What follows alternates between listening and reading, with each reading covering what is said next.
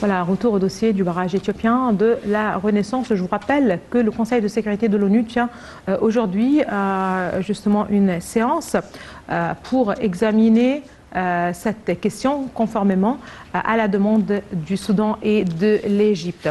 Dans ce contexte, lors d'un appel téléphonique, le président Abdel Fattah el-Sisi a déclaré à son homologue congolais Félix Tshisekedi que l'Égypte et le Soudan avaient porté la question du grand barrage éthiopien de la Renaissance devant le Conseil de sécurité en raison de l'intransigeance de l'Éthiopie et des tentatives d'imposer le fait accompli.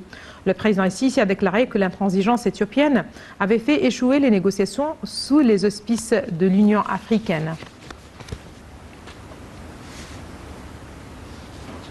4 avions militaires égyptiens transportant des médicaments et d'équipements médicaux ont décollé de la base aérienne de l'Est du Caire en direction de l'aéroport international de Khartoum. Cette aide offerte par le ministère de la Santé conformément aux directives du commandant suprême des forces armées. Abdel Fattah el-Sisi est un signe de solidarité de l'Égypte avec le peuple soudanais dans les différentes épreuves. La partie soudanaise a exprimé ses profonds remerciements à l'Égypte pour son soutien en temps de crise.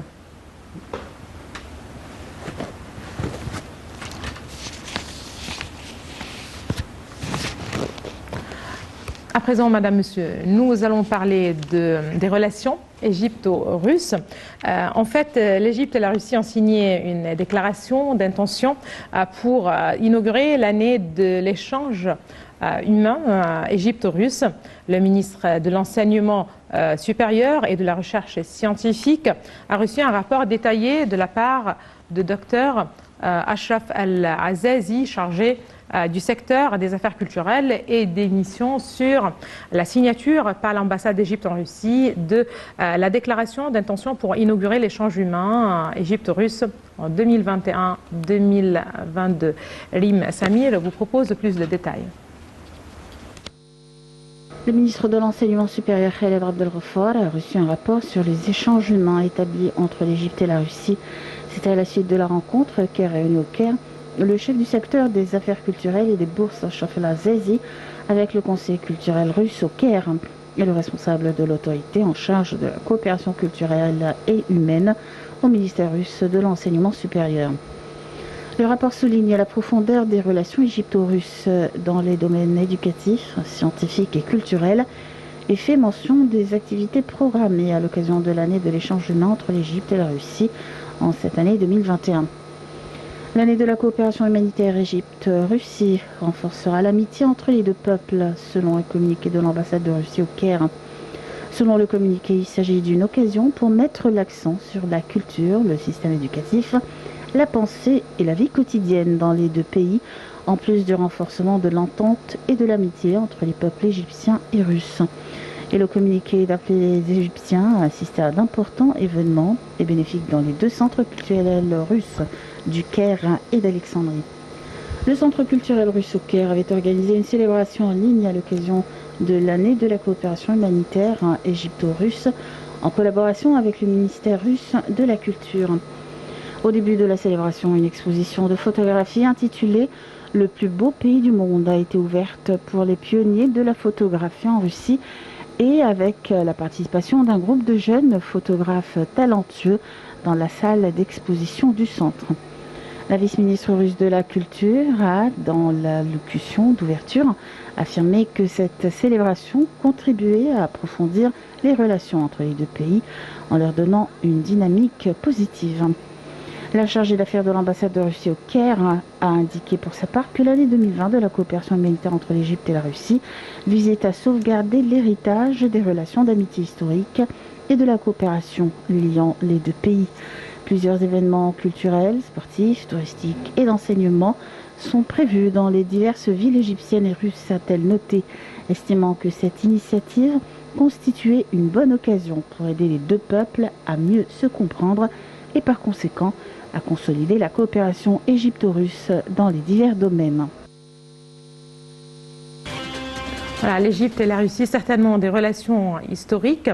cette année-ci, voilà, ou l'année 2021-2022, c'est une année spéciale et particulière dans les relations Égypte-Russe, puisqu'il s'agit justement de la déclaration d'intention pour inaugurer cet échange humain Égypte-Russe en 2021-2022. Et pour plus de précisions, nous avons le plaisir d'avoir avec nous en ligne, en direct, Madame Passant Fahmi, experte en économie. Bonsoir, Madame Passant Fahmi. Bonsoir, madame. Voilà, certainement, on parle de relations très particulières, très anciennes, qui lient le Caire et Moscou. Cette année-ci, nous célébrons justement cet échange humain égypto-russe. Quel regard vous portez justement sur cette déclaration d'intention? Tout d'abord, ce sont des relations qui datent depuis des décades, premièrement. Deuxièmement, la Russie, c'est un grand pays, c'est-à-dire c'est un pays très avancé dans tous les domaines, que ce soit le côté économique, militaire, technologique, scientifique, comme vous voulez, l'éducation, les moyens de transport, c'est un grand pays. Alors là, les relations entre l'Égypte et la Russie sont des relations très importantes parce que le monde a tout à fait changé et nous, en Égypte aussi, nous sommes en train de construire, comme Monsieur le Président a mentionné plusieurs fois, une république nouvelle. Cette république est basée sur la technologie, les sciences avancées, le côté militaire très aussi avancé. Et la Russie, c'est un partenaire qui peut vraiment coopérer avec nous et nous offrir tous les, comme on appelle, les côtés techniques, scientifiques, qui peut nous aider à avancer plus vite. Et aussi, il y a le côté culturel, il y a le côté scientifique.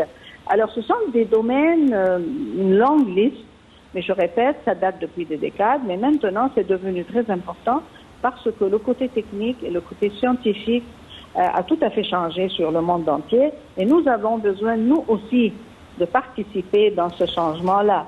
Et aussi, nous devons savoir que sans la technologie, aucune activité, que ce soit activité économique, culturelle et éducative, ne peut pas avancer. Alors, la Russie possède la technologie et elle peut coopérer avec nous et nous offrir les aides nécessaires pour vraiment développer notre pays de la façon dont on la présente, c'est-à-dire de la façon dont on a vu notre stratégie. Nous avons une stratégie très optimiste qui va tout à fait changer le pays égyptien, c'est-à-dire l'Égypte. Mais je répète, ce sont des relations qui datent depuis des décades et Inch'Allah, ça va continuer dans le futur. Très bien. Vous avez insisté sur le développement technologique et l'Égypte, c'est vrai que l'Égypte accorde aujourd'hui un intérêt particulier au développement technologique. En fait, il faut aussi rappeler que la période actuelle est marquée par un élan économique sans précédent entre le Caire et Moscou, notamment pour le projet d'implantation de la zone industrielle russe en Égypte et les négociations sur l'accord de libre-échange entre l'Égypte et les pays de l'Union économique eurasiatique. Oui, ça c'est très important, mais je voudrais mentionner aussi que même dans les autres domaines de l'économie, c'est-à-dire le développement de l'économie verte, l'économie bleue, l'infrastructure, on a besoin d'appliquer la technologie. Ce n'est plus comme avant. Le monde a changé, la technologie c'est la langue du monde entier. La Russie, sans doute, possède la technologie et aussi possède des relations stables avec nous. On sait très bien comment coopérer ensemble, on nous respecte tous les deux. Alors là, oui, la technologie, non seulement le côté du zone du canal de Suez, qui est très important, ça aussi c'est une location exceptionnelle, mais nous avons aussi besoin de faire une coopération avec la Russie pour entrer vers l'Afrique, pour développer les régions qui nous entourent, que ce soit la région, l'Irak, la Jordanie, dont Monsieur le Président a fait la visite il y a quelques jours, aussi d'autres régions dans notre partie du monde. Alors la coopération avec la Russie, c'est une très longue liste, mais je répète, la technologie est très importante dans tous les domaines de l'économie. Et aussi, je voudrais insister ici sur le développement de l'économie verte et bleue. Oui. L'infrastructure qui est très compliquée, c'est pas comme avant. Vrai. Alors, Inch'Allah, les relations vont se développer d'une façon très positive pour les deux pays. Très bien. Vous avez mentionné le domaine de l'infrastructure, certainement, et du transport, mais il y a aussi le domaine de l'énergie, parallèlement certainement à la coopération militaire. Voilà. L'énergie est très importante, mais aussi la coopération militaire, ça c'est un domaine qu'on ne peut pas s'en dispenser. Nous avions toujours un pays qui a une armée très forte, qui date depuis les parents, et on veut continuer d'être comme ça. Et la Russie, sans doute, c'est un grand pays, ils sont très bien développés en ce qui concerne le domaine non seulement de l'infrastructure, mais l'infrastructure aide aussi le côté militaire, mais aussi sur la technologie militaire. Les deux ensemble sont très importants.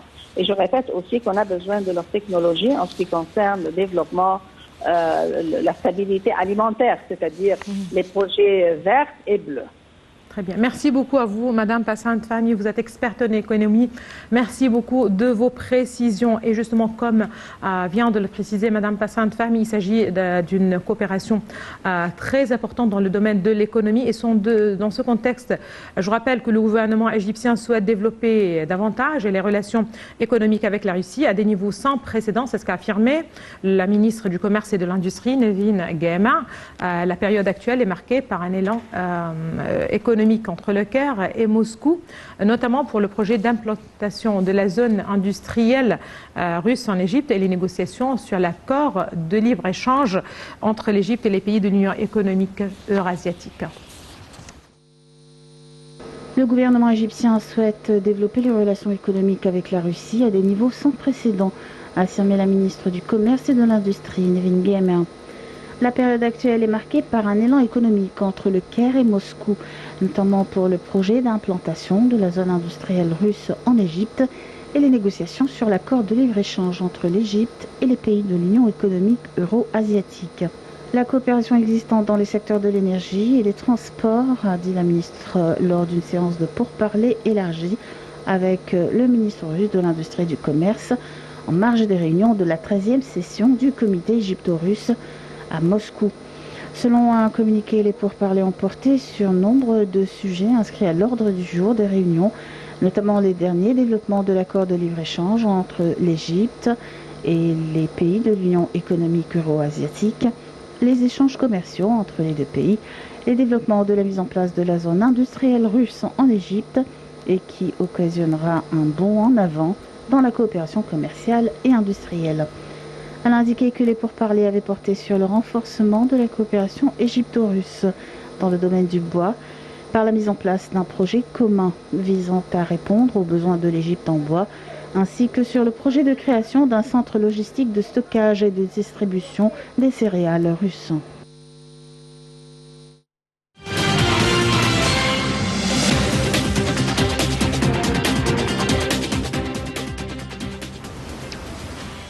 Voilà donc des relations stratégiques liées le Caire et Moscou, que ce soit dans le domaine culturel, économique ou bien militaire. En fait, le président Abdel Fattah el-Sisi a reçu en avril dernier le ministre russe des Affaires étrangères, Sergueï Lavrov, en présence de son homologue égyptien Sameh Shoukry, du vice-ministre russe des Affaires étrangères et de l'ambassadeur russe au Caire. En fait, la Russie a insisté sur le fait que Moscou apprécie bien le rôle de l'Égypte sous la direction du président Abdel Fattah el-Sisi en tant que pilier fondamental de la sécurité et de la stabilité au Moyen-Orient et en Afrique. Le président Abdel Fattah el-Sisi avait reçu en avril le ministre russe des Affaires étrangères, Sergueï Lavrov, en présence de son homologue égyptien Sameh Shoukry, du vice-ministre russe des Affaires étrangères et de l'ambassadeur russe au Caire. Le président a mis l'accent sur l'intérêt de l'Égypte à renforcer les relations de partenariat stratégique avec la Russie, dans le cadre de l'essor que connaissent les relations bilatérales, couronnées par l'accord de partenariat stratégique global.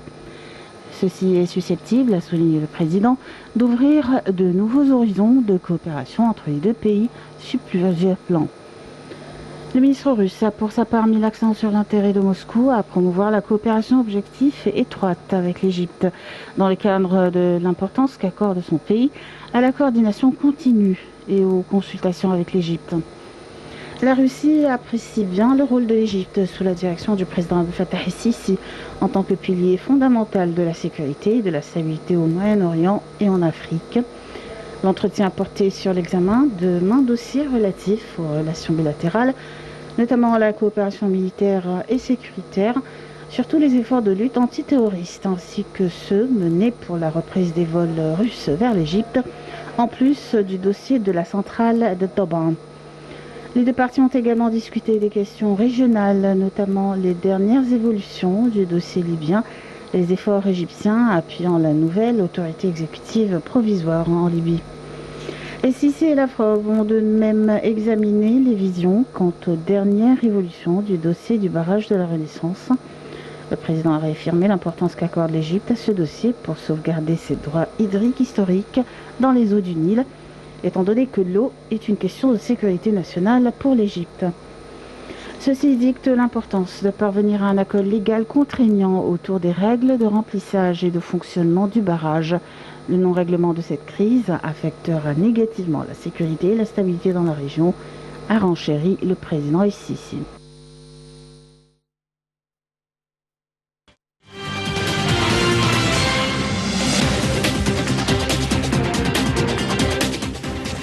Voilà, Madame, Monsieur, c'est ainsi que prend fin cette édition de Direct. Merci de l'avoir suivi.